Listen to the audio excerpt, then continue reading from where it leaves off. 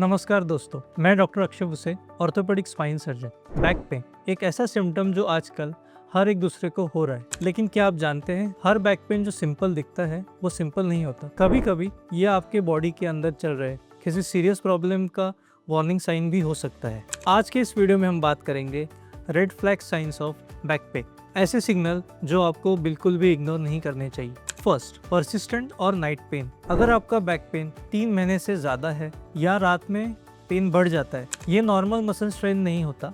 Night pain spinal infection, inflammation या tumour का early sign हो सकता है। इसका वार्निंग साइन है कि आपको रात में नींद में दर्द के कारण उठना पड़ सकता है।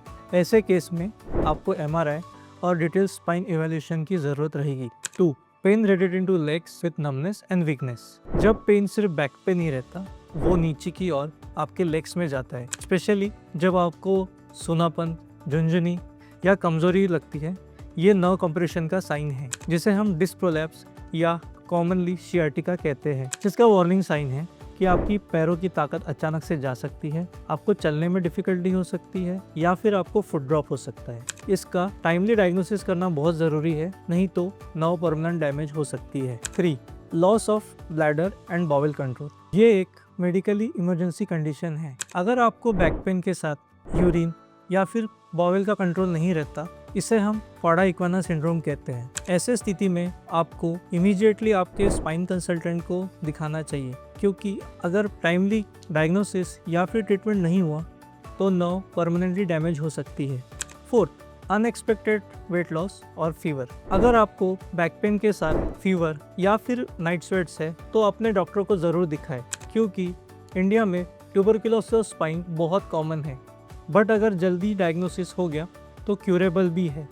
Back pain after minor fall और इंजरी। अगर आपको माइनर फॉल या इंजरी से बैक पेन शुरू हो जाता है, स्पेशली एल्डरली पेशेंट्स में, तो उसे इग्नोर ना करें, क्योंकि एल्डरली पेशेंट्स में ऑस्टियोपोरोसिस बढ़ते रहता है। उसके वजह से बिना किसी एक्सटर्नल इंजरी या फिर माइनर इंजरी से भी आपको छोटे मोटे फ्रैक्चर हो सकते हैं। तो उसके लिए आप अपने डॉक्टर से कंसल्ट करिए, एक्सरे और MRI करिए, ताकि आप कंप्रेशन फ्रैक्चर को रूल आउट कर पाए। 6, pain with history of cancer and chronic illness. अगर आपको पहले किसी प्रकार का कैंसर हुआ था या फिर उसकी ट्रीटमेंट हुई थी, जैसे कि लंग कैंसर, ब्रेस्ट कैंसर या प्रोस्टेट कैंसर, और उसके साथ अगर आपको बैक पेन स्टार्ट हुआ है, तो ये एक मेटास्टेसिस का साइन हो सकता है। इस प्रकार के बैक पेन को आपको बिल्कुल इग्नोर नहीं करना चाहिए और टाइमली कैंसर स्पेशलिस्ट को कंसल्ट करना चाहिए। 7, back pain in children and teenagers. बच्चों में बैक पेन होना बहुत रेयर चीज़ है, लेकिन अगर आपका बच्चा बार बार कंप्लेंट करता है कि मुझे बैक पेन हो रहा है, तो उसके कुछ कारण हो सकते हैं, जैसे इन्फेक्शन, स्कोलियोसिस या मैकेनिकल स्ट्रेन। ऐसी स्थिति में आपको MRI या फिर एक्सरे का इन्वेस्टिगेशन कराना ज़रूरी है।